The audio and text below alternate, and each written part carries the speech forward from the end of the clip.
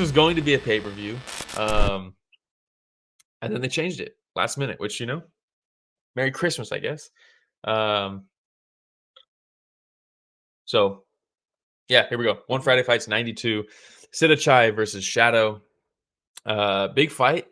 It seemed like maybe there was supposed to be another main event because this ended up being 3 rounds, and maybe they wanted a belt on the line to headline this card, but then they couldn't make it happen. I know there's like huge fights coming up um, in January for one, and a lot of belts on the line in January. So maybe they were just like, hey, with those big cards, they got the big Russell Crowe card where they're filming his movie at. Um, Maybe they're like, let's just stack that Friday Fights 92. We couldn't get a belt on there because of these ones. We got Japan coming up in March. We got Qatar in February. Shadow versus Sitthichai is a fantastic fight. Let's just make that the main event with no belts on the line. And then, it was always going to be a 3-round fight. It's not fair to make this a 5-round fight. So we'll just keep it 3. I think that's probably what happened, but who knows? That's just, you know, me talking out of my ass. But yeah, I was really looking forward to Shadow versus Sitthichai, and it did not disappoint. This fight was awesome. We don't have a ton of photos from this, just the ones from the website this weekend. But obviously, the big thing was the knockdown in this one. I thought it was very even. There was at no point where I thought Sitthichai was getting blown out. There was one moment where Shadow threw like 4 body kicks in a row, and the first 2, Sitthichai tried to counter with his big left hand. And then after that, he just kept banging to the body with that kick. And he just eventually Sitthichai was like, I got to back out of this. Like, I'm just getting blasted here. And at that point, I was like, oh shit, is the tide like fully turning against my boy Sitthichai? And then he didn't.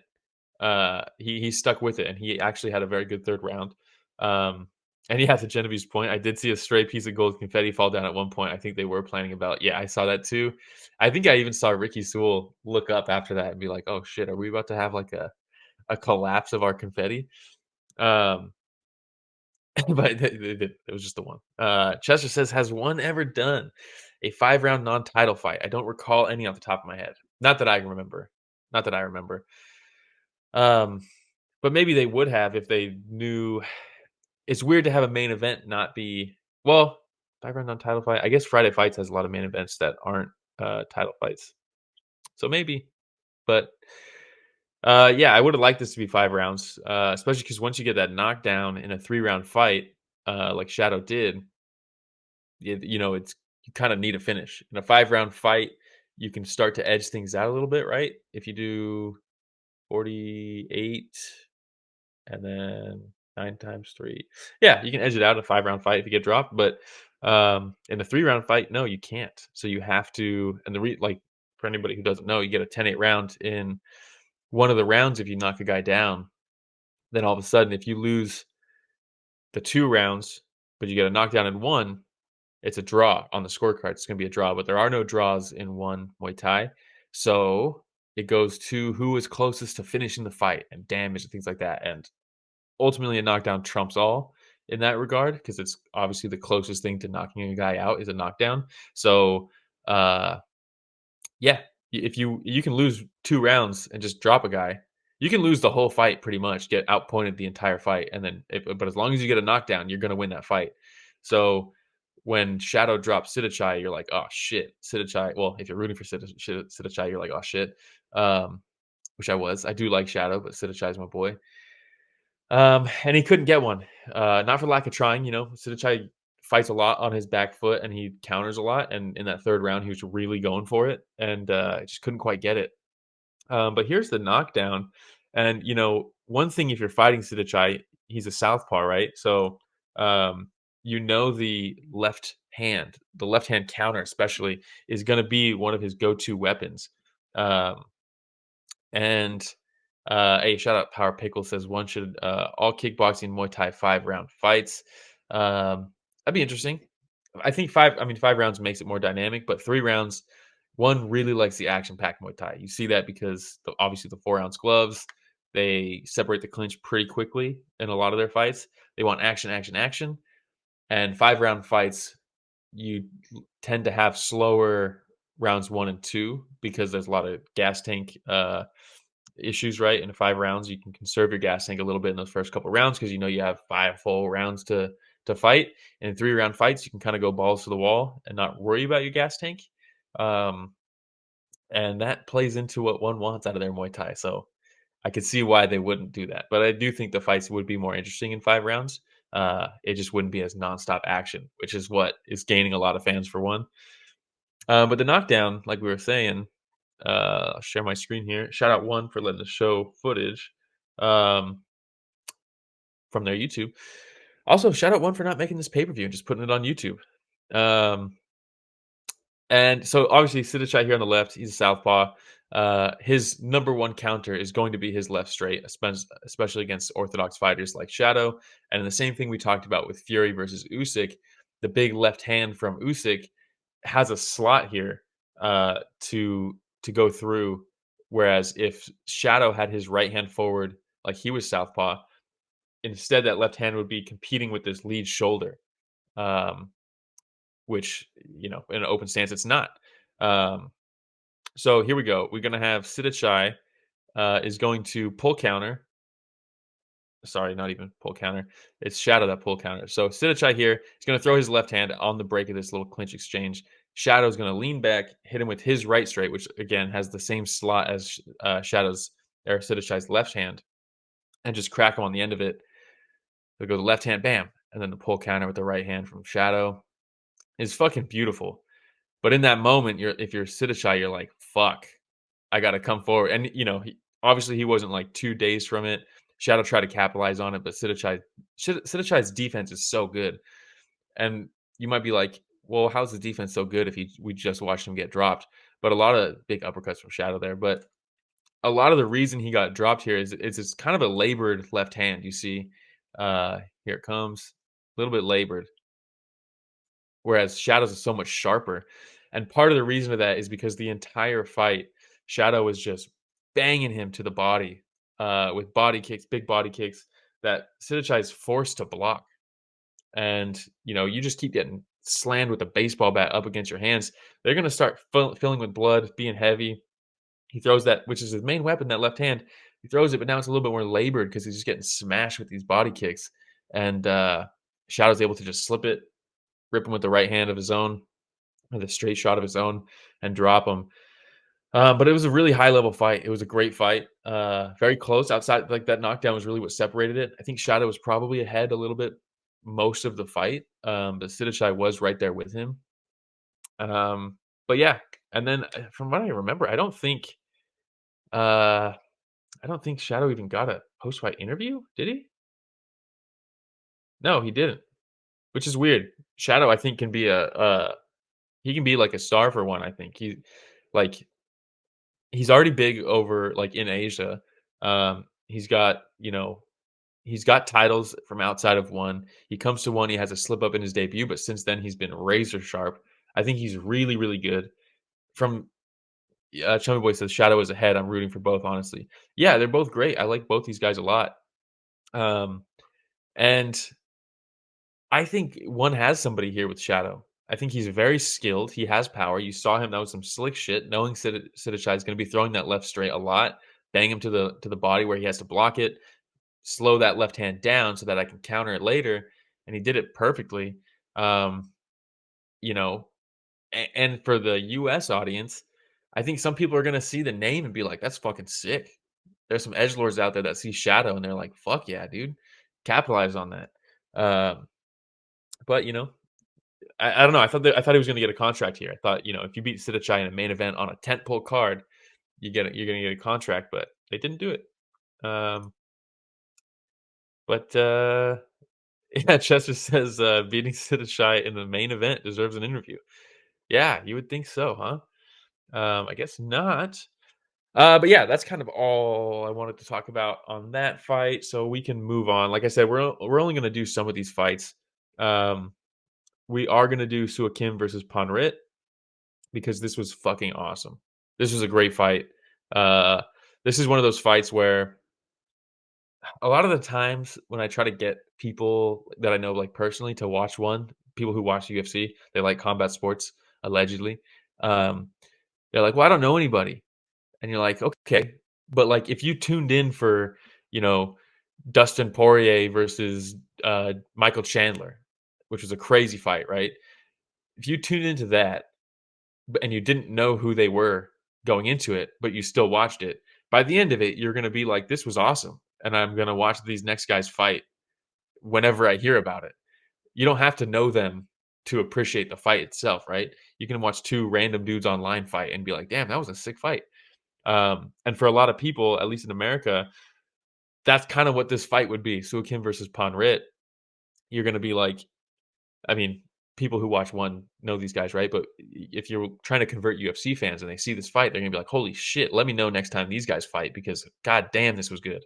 Um, both of them refusing to uh, give an inch, really, because a lot of the times, like in a fight, you'll see someone land a leg kick and they're like, "I'm gonna reset."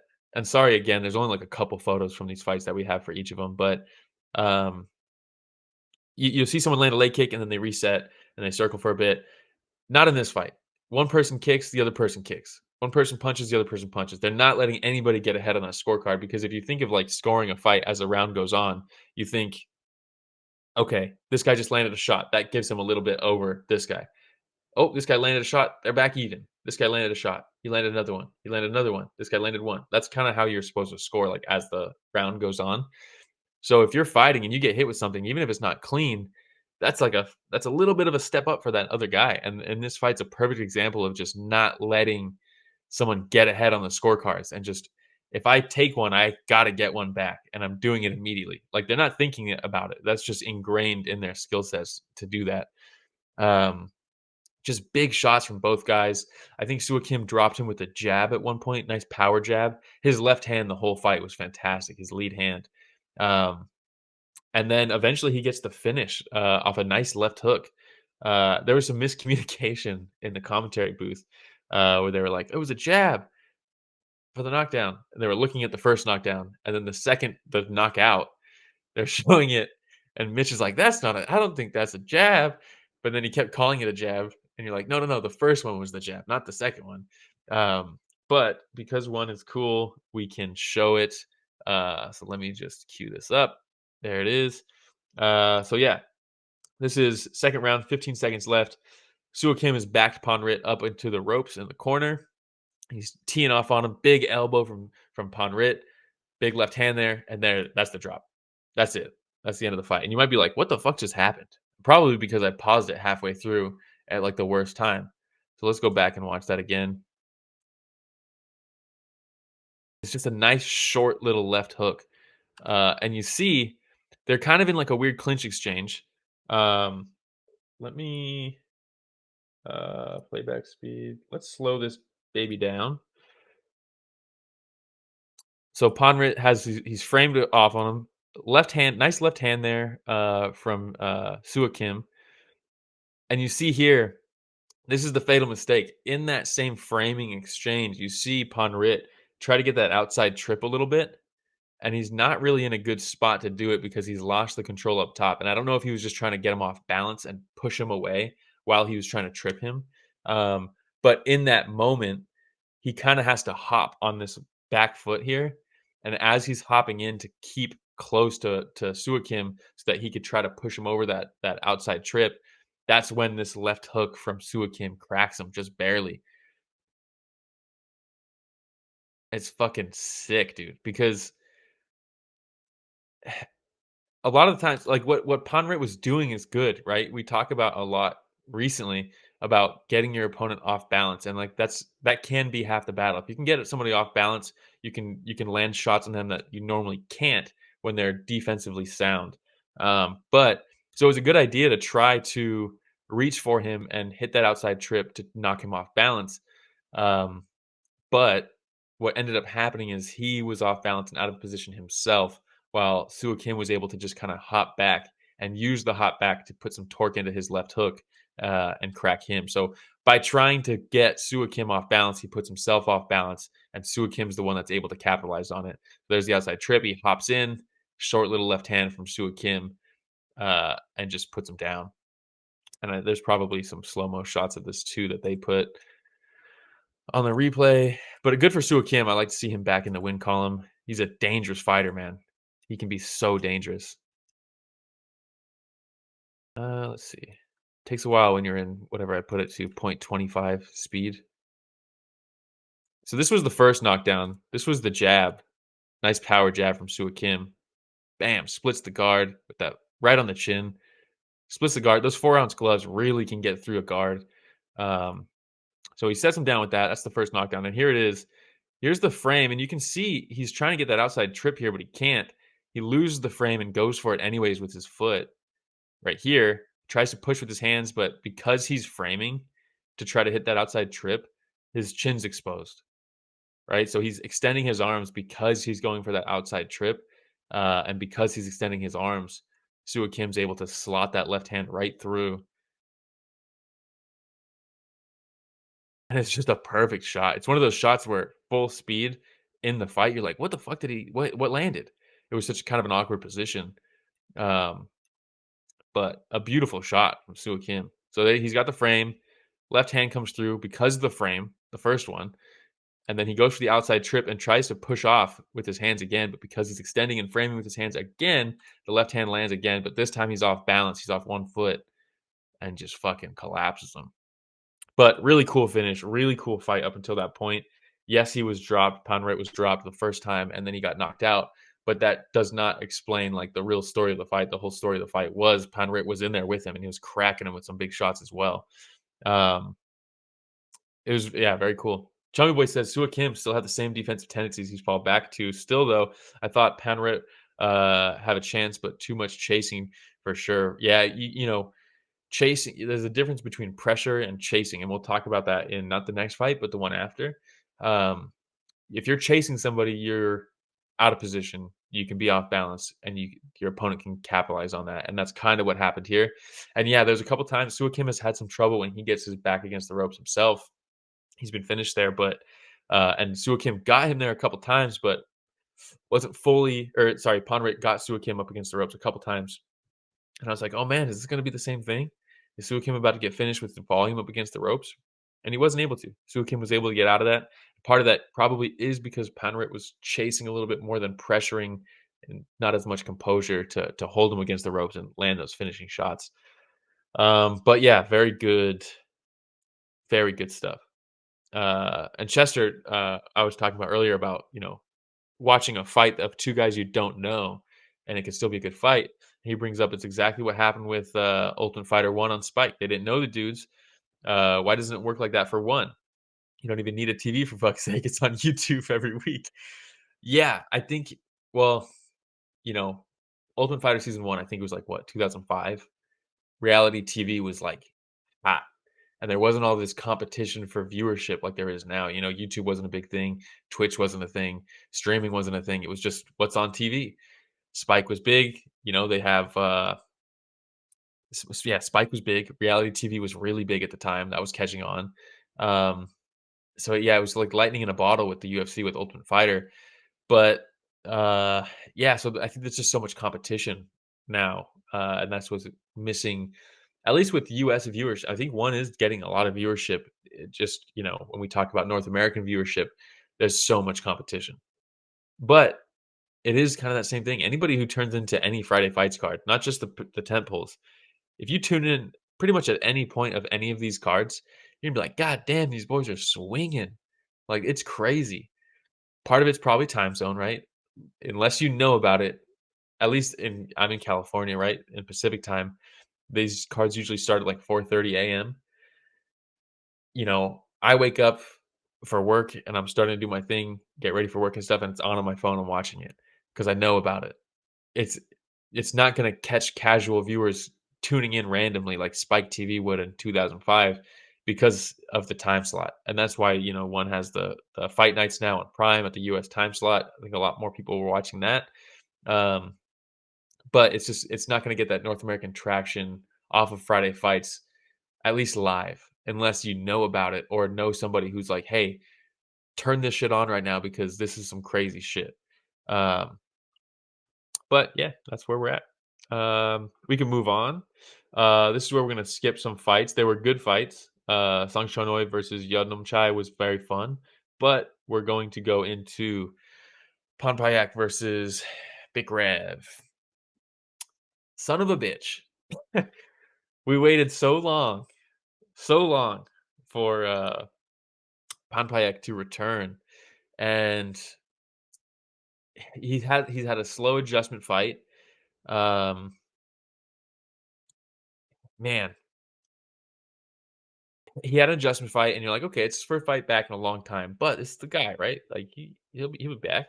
He just needs some tune-up fights, maybe needs some activity. So they give him Bikrev, and you're like, what the fuck? What are we doing? Why are we giving back one of these dudes from the Eastern Bloc? Chester says, yeah, you kind of gotta be a shit-eating wild man to watch fights while getting ready for work. Yeah, and I will not say that I watch them on my way to work because I will not say that. But there are some wild men out there. But yeah, Pampayak versus Bikrev. Um, I think we've seen it over and over again. You got a guy with a last name that ends with a V. Um, in these 4-ounce gloves, it makes a huge difference. And I'm not saying Bikrev only won this fight because it's 4-ounce Muay Thai and not traditional Muay Thai. But man, actually, he won this fight because of some very good, awareness, vision, and the ability to capitalize on some things that Pompayak was doing. Power Pickle says, "Why Pompayak haven't fight for so long?" Well, there's a couple schools of thought. Uh, a lot of people think that he rubbed Chatri the wrong way, and because of that, they stopped offering him fights. Chatri said that they were offering him fights and he wasn't taking them. Uh, Chester says he was in one jail for some reason. No one really knows. No one knows the full story. Um, but he's back now, and man, this is a tough fight to watch because I mean it's just one of those things. He got a little reckless in this fight. He got a little careless. He had a cool setup where he he threw like a side kick to the knee, the lead knee of Bikrev. And this is another one, open stance matchup, Southpaw versus Orthodox, Pompayak with Southpaw. He throws like a hopping side kick to the knee of Bikrev. Bikrev scoots out of the way, and as he's scooting back, Pompayak throws a body kick, an open side body kick. And you're like, that's a cool combination. The problem is when you throw that side kick to the knee to scoot him back, they were already kind of at kicking range, and that would be really good if they were close and you could stomp on that knee to get him to hop back into kicking range, which then you can land that body kick off of the side kick. You go kick to kick, right? You make him scoot back into kicking range so you can land that big body kick. The problem is they were already kind of far apart, and Pampayak committed to this combination where he almost side kicked him out of kicking range and then threw the body kick anyways and followed up with it. And because he was so far out, Bikrev was able to just kind of absorb that body kick and then land a big shot of his own. So we can watch that here. Uh, Hopefully I timed it up right. But there's the side kick to the maybe it was more like a teep. I thought it was a side kick the first time I watched it, but he throws it to the bot or to the leg. Bikrev steps back. He throws this body kick, and Bikrev counters him. And it's a good shot. And Pompey's right back up, but it was a good shot. Straight through, turned him to the side a little bit. And it's a cool combo from Pompey. It's just it seemed like Bikrev was aware of body kicks. If you're fighting a southpaw, Pompey's like, what the fuck? No, I slipped. But if you're fighting a southpaw and you're orthodox, the left kick to the body is going to be a big weapon for them because it's right to the liver. So he's ready for it. You can see he's ready for it the whole time. He's not even worried about the body kick because he knows he can counter it with his right straight. And here's the body, bam. And at that point, it's the same thing we talked about with Shadow versus Sitthichai. If you're Panpayak, all right, even if I win these next 2 rounds, I'm still going to lose this fight. I need to go at him. And he paid the price. I don't think he got like overly reckless. I don't think that's why he got knocked out. That was a slip there. Yeah, Chester says in real time, I thought it was a slip too. I didn't think it landed flush until the replay. Yeah, I mean, it was a good flash knockdown. And that's the thing too. If you counter somebody with that left straight off a kick, it's the same thing we talked about with Suakim versus Panrit. If you can hit somebody while they're off balance, If you can hit someone while they're either lifting their leg or putting their leg back down, it's a really good opportunity to knock somebody off their feet, and that's what happened. Uh, so we get into round two. Here's the shot. I'm sure they have the knockdown. There it is. Let's watch the slow mo. We might as well. Body kick. Bam. Yeah, it was clean. It was a good shot.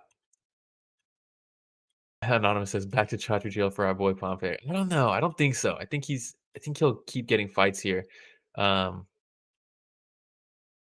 but man, this was a tough one. Okay, here we go. Here's the finish. A little bit of a wild exchange here, and you could argue maybe that is because Panpayak is chasing a finish or at least chasing a knockdown because he was dropped himself. But they get into a mix here, and there's the knockdown, and that's ultimately the finish.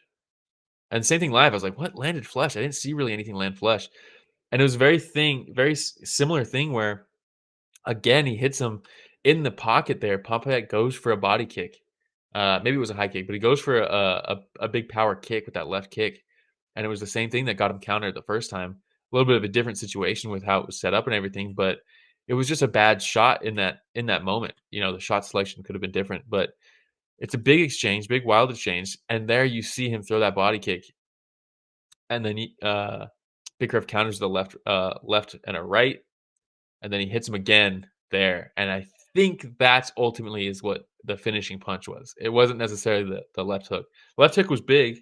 We'll see it again in another angle, but I think Pompey thought I can finish this combination with this left body kick. He throws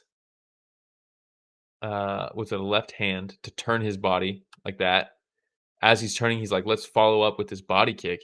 But he's so close that Bikrev's still in punching position. And like I said, if you can hit somebody while they're either lifting their leg or putting their leg back down, which is what is happening here, you see Panpayak still bringing that left leg down as Bikrev's landing that left hook right around the guard. That's what hurts him. He goes down, and as he's sat on the ground, that right hand right there is flush on the temple. And you see him just dazed. So we get the left hook. He's on the ground here. That's the shot. That right hand is nasty. And I'm not here saying like, oh, that's an illegal shot. He was on the ground. That's something that just happens in the mix, right? Um, so let's slow it down and see that shot because that was the left hook was flush. We'll see the left hook again. That's a good shot. Right behind the jaw here is a good spot to hit somebody. But you can see as Pompey's going down, it's not like he's out cold from that left hook or anything. Um, he's going down onto his butt. His guard is still up. He's not like unconscious here. And then this right hand right on the temple knocks his head sideways and he's dazed. And at that point, it's just too much. Um, yeah, at that point, it's just too much. And yeah, he gets the finish. And good for Bikrev. That's a huge win. Beating Panpayak, especially finishing Panpayak, is a huge win. Um, and yeah, he moves on. Panpayak sits down. I don't know what's next for Panpayak. But yeah, here we will move on. We're going to skip some fights again. Two fights we're skipping, but they were very good. And Anonymous says, I'm just glad my girl Mexon shook off the ring rust and caught a clear win. Hope she stays active. Yes. We're not going to cover that fight fully, but we are going to talk about it after this next one. This next fight we're going to talk about is the last fight we're like covering. And you'll see a theme throughout the episode with this next one. But we had Marat Grigorian versus Abdelali Zahidi. Anytime you can see Marat Grigorian fight, you should tune in because goddamn, this guy is a master. And this one I didn't tee up any footage, which I should have because there was a finish in this one too. But yeah, big drama show in this fight. Grigorian, we talked about with Suakim versus Panrit, the difference between pressure and chasing. Usyk versus Fury 2. Usyk pressuring. Panrit versus Suakim. Panrit chasing. Marat Grigorian versus Zahidi. Pressure. My God. Fighting Marat Grigorian must be exhausting. This guy stays in your face. He just walks you down the entire fight, and Zahidi was able to fight decently up against the ropes, um, partly because Grigorian throws so much offense. It's so constant with his combinations that you're obviously going to leave yourself open for some shots coming back your way. But he is so good. He's so good at heavy output while staying defensively responsible. And that's the difference between pressure. Well, it's part of the difference between pressure versus chasing is that while you're always going to give up some sort of opening if you're throwing a shot.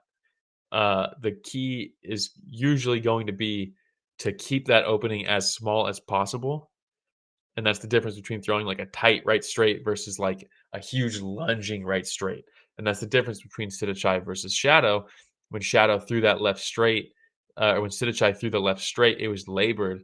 And when we say labored, like there's some extra movement on it, and that extra movement is a bigger opening for Shadow to then slip and capitalize on. You try to diminish that as much as possible when you throw something. And Grigorian is someone to watch for that because, man, while he's pressuring you up against the ropes and he's constantly throwing to the body, to the legs, to the head, he's still very composed defensively and very sure. And it's hard to land stuff on him when he's pressuring you like that.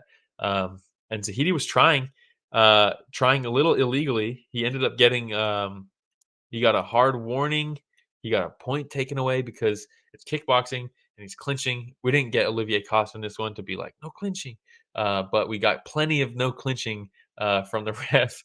Um, Zahidi ended up getting, while he was, I mean, he's getting smothered up against the ropes. So he'd clinch and he'd throw a knee. And, you know, you can't do it. And so he ends up getting a point taken away because he kept going back to it. And I don't blame him in that fight. That's got to be your natural reaction to just grab this dude who's mauling me. He gets a point taken away. He does it again right after. He gets a yellow card, and you're just like, man, this is tough because like, what else do you want him to do? Um, hey, shout out Ghost. Thanks for joining. Uh, Catching the tail end of this one. But one of the things that Marat gets the finish in this fight. He gets the knockout. And we can show it because again, one lets us. But let's look at this. So Grigorian again pressuring, heavy pressure, and one of the things he does so well is land these heavy leg kicks while they're close. It's not easy to do, when you're almost in clinch range.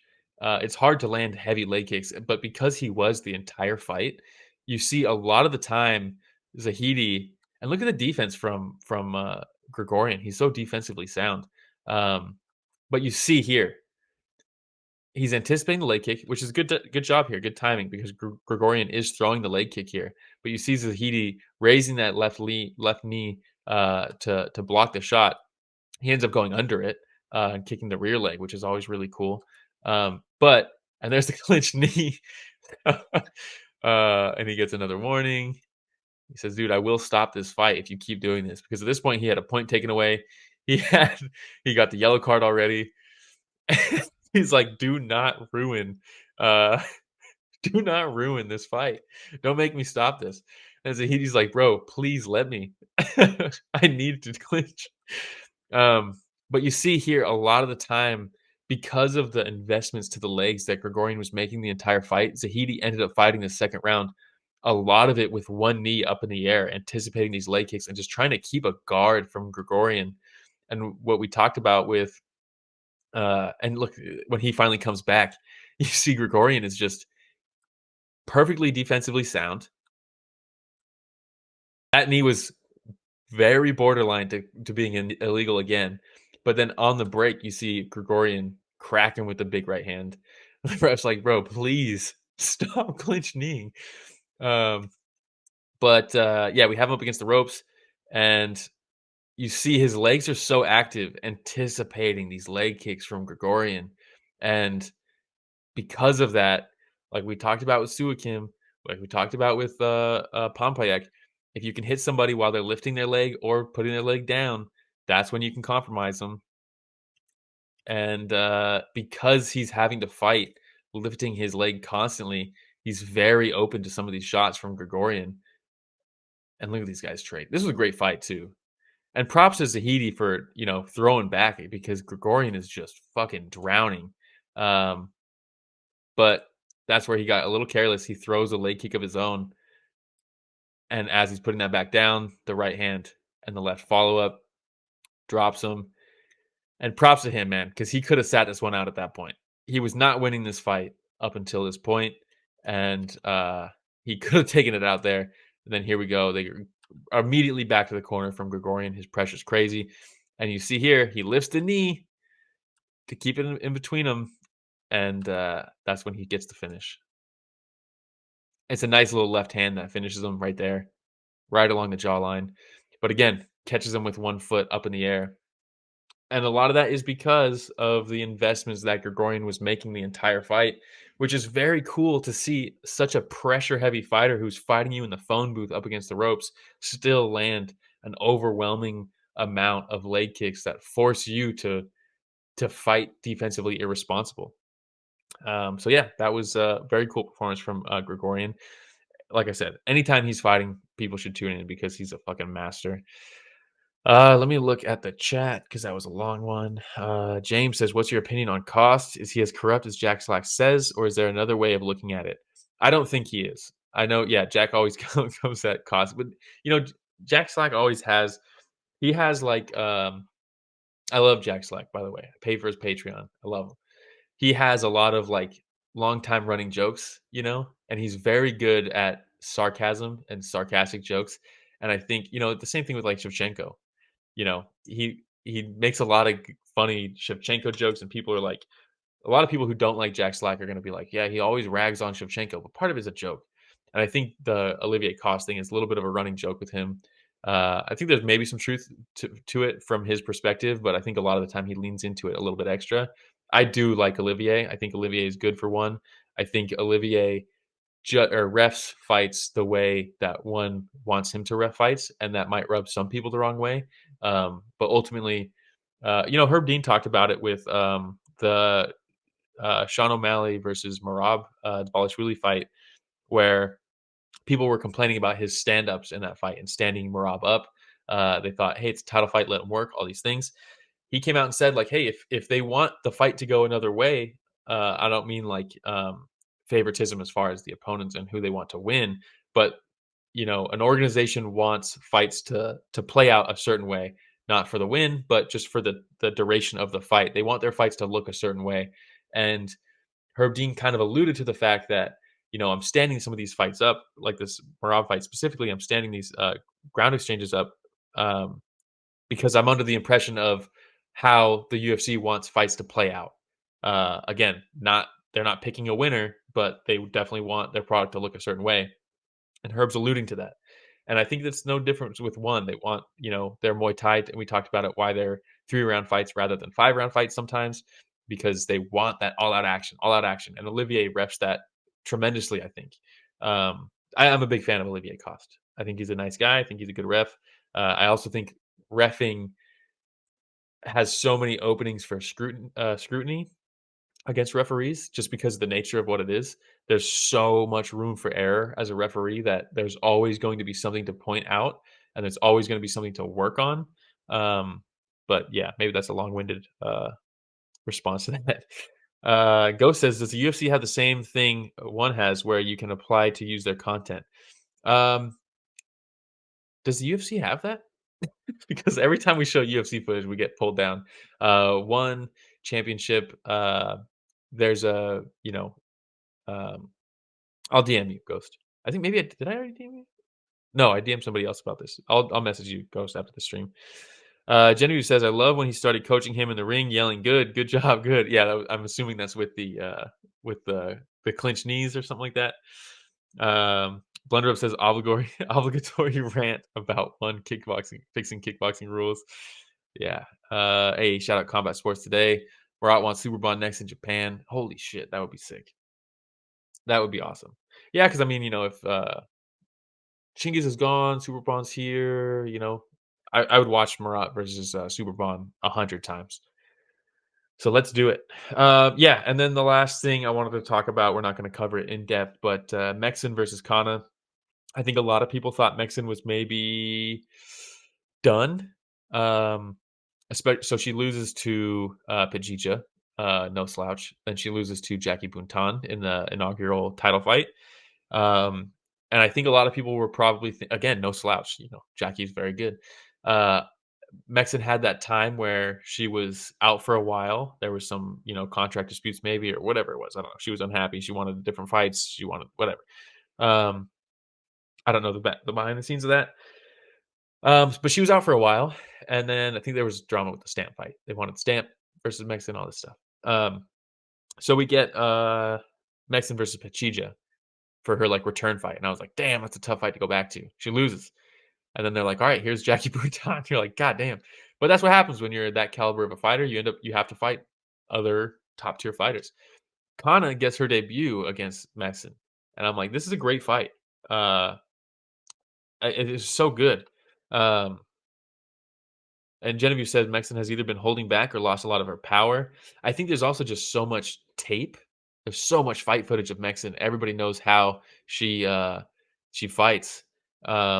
There's so much tape to study, and because she doesn't have that one punch ending power, people are willing to. It's a lot easier to force the game plan that you need to beat her style, because it's less risk as far as getting shut off. You can be a lot more aggressive against her to try to disrupt her volume and stop her from gaining momentum. Plus, she's been doing it a long damn time. So that, you only get so many. But in this fight, Kana's big signing for one. This is her debut. She fights Mexen. Mexen was able to develop that and build and build and build and build and get the win here. Tough debut fight for Kana, but again, when you're that caliber, you have to. But yes, we're gonna wrap this up. We're already past an hour. Last one, James says, is that a disadvantage if there's a lot of tape to study on you? It can be. It can be. That's one of the things that people talk about with Tom Aspinall is that he finishes these fights so quick that we don't know. There's still so many questions about him. If you have tons of 5-round fights, championship fights where they go to the distance, go to decision, there's so much to study. We know about this fighter, and we can start to close the gap a little bit. It's not an obvious or it's still, even if there's a lot of tape, if you're a great fighter, there's still so much to overcome, but it can be a good opportunity for somebody. If you're fighting somebody who has so much footage, you can really kind of pick out tendencies and things like that. So it's not a huge disadvantage, but it can be. Depends on the fighter if they're able to take advantage of it. Ghost says, is it bad to be cynical about one as a promotion? I love the fights, which PFL is not doing well, but I hate the hyperbole, as with most promotions. The hyperbole is a bit much, but I'm willing to let it take a back seat because they're trying to get people to notice, and the hyperbole will reach some people. Ultimately, all that matters for me is the fights themselves, and like you said, the fights are very good. Hey everybody, Romero and Will here. Thank you so much for watching that short clip. It's just a small clip of what we covered this last Sunday. Yeah, if you want to check out the full fight card recap, the link is in the description, and it's going to be on screen at the end here. Don't forget to go back and watch our fighter interviews that we have. And don't forget to tune in live every Sunday morning at 9 a.m. Pacific, 12 p.m. Eastern, and you can join in on the fun. Yeah, don't forget to like, subscribe, hit the notification bell. It goes a long way. All right, everybody, thanks for watching that short clip from Story of the Fight.